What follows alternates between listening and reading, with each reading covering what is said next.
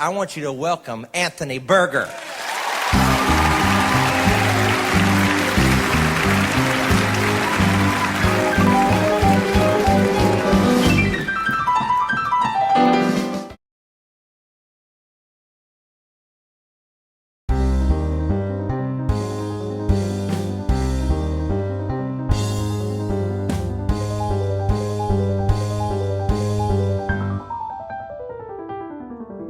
Let's take a look at the intro. We're going to start with a C minor chord. You'll have a C octave in your left hand, and in the right hand you're going to have a C minor chord, which is spelled C, E flat, and G. Pick up that G below the middle C. Alright, that's the first chord. If you take a look at the second measure, you're going to put an A flat in your left hand, and then you're going to have an A flat 7, which will be spelled with a G flat, middle C, E flat, and then the A flat on top. You're going to take everything in both hands and go down a half a step to G7. So you have a G in the left hand, you have an F, a B, a D, and a G. So here's the outline of the lick or the progression.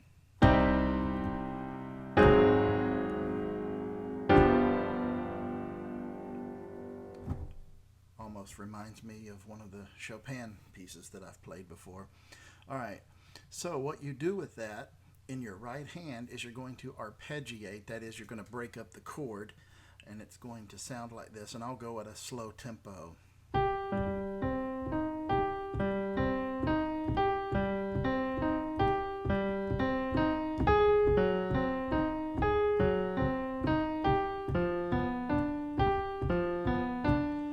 That repeats twice. While that is happening, you have in your left hand, that's an outline of the C minor chord. So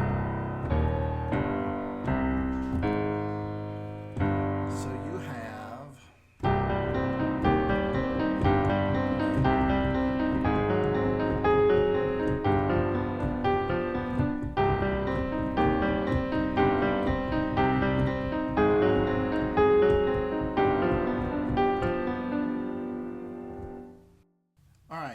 So the next half of the lick works basically on that same principle of arpeggiating the chords. You're going to have an A flat chord, G chord, and you just alternate between those. Only you arpeggiate the chord.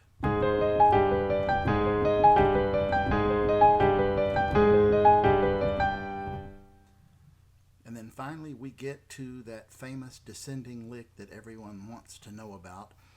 And the way to think about that is starting on this G, you're going to have an E, D, B, then a B flat, A, G, E. Okay, that's the lick. Let me do it again. G, E, D, B, B flat, A, G, E. Now, what you do is you plane that lick, that is, you play that lick again down the next 2 octaves. So it sounds like this.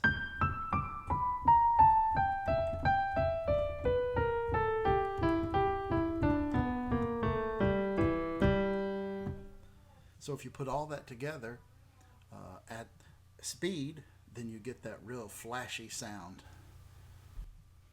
I'm going to play this intro, just me at the piano, and I'm going to do it at a slow rate of speed.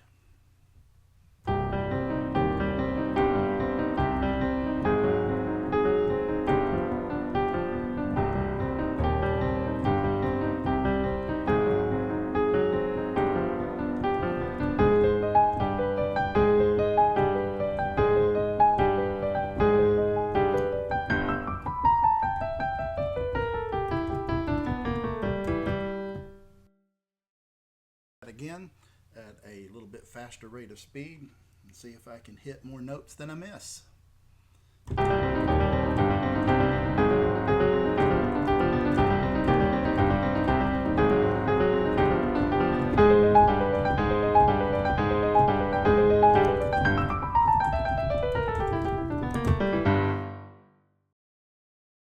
left hand is easy enough. All we're doing there is just breaking up a chord.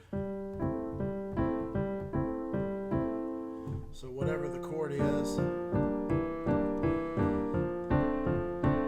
just kind of break that up into a little bass chord pattern. All right, and the right hand is where all the magic is happening, and that is because it's kind of a syncopated deal. It reminds me of ragtime, actually. But I want you to look at what's happening. Starting with the notes down, you have a C, B, A, and then a G. And then we're going to fill those in with chords. So for C, the other two chord members of the C chord are E and G. When we move down to B, hang on to the E and G. Then we have an A.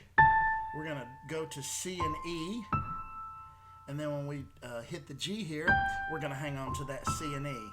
So you have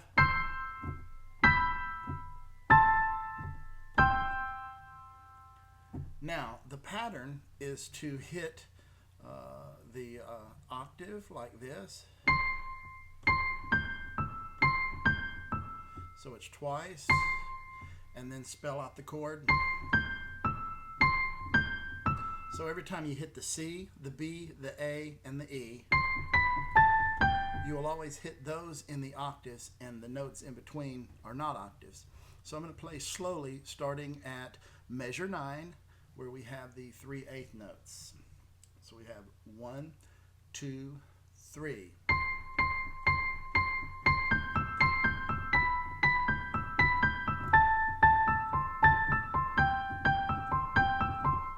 All right, we get to the next measure, and we're just going to rock back and forth between the G and the A, and you're going to have an E and a C in the middle.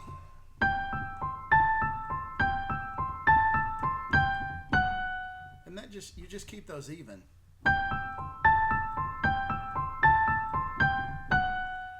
In the next measure, you're going to rock back and forth between the F and the G with the D and the B in the middle.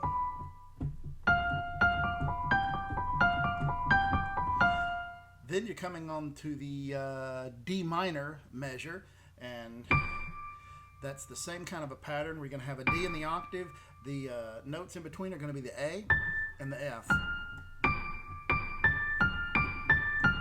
And you're going to move with a C and the notes A and F again. Then when you get to the G, you'll play a B octave, and it's going to be a G and a D. So it's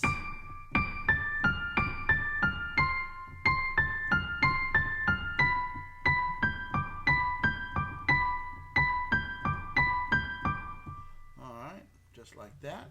And then we go into a block chord for the melody, which is just the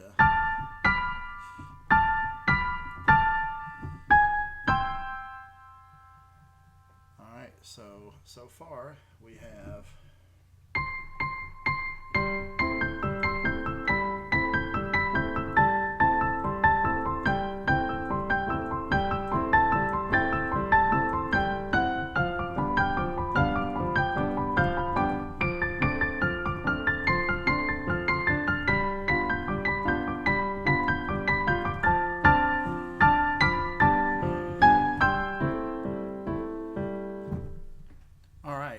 now we're going to go into the next part, which is a descending lick. Very similar to the one we had at the beginning, at the very end of that intro. And the basis for the lick is this.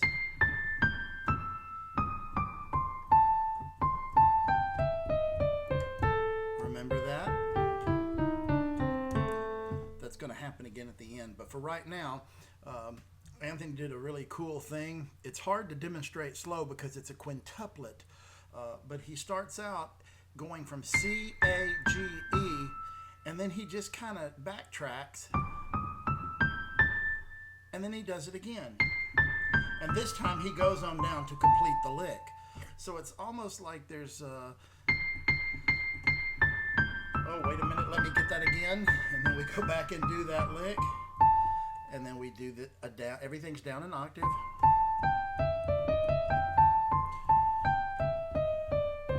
One more time.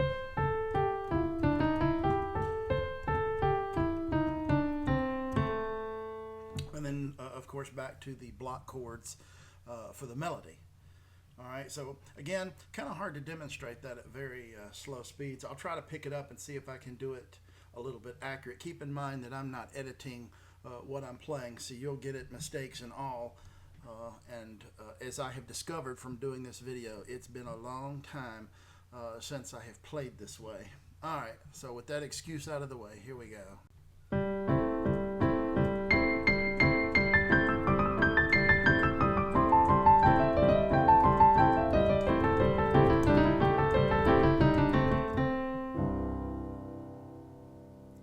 Again, the secret to all of this is just when you really get it up to speed at the metronome marking of about 150, it really sounds awesome. All right, the very ending lick is real easy to do. It's that C, A, G, E, E flat, D, C, A. That's the lick, and then you're going to repeat that 2 more times.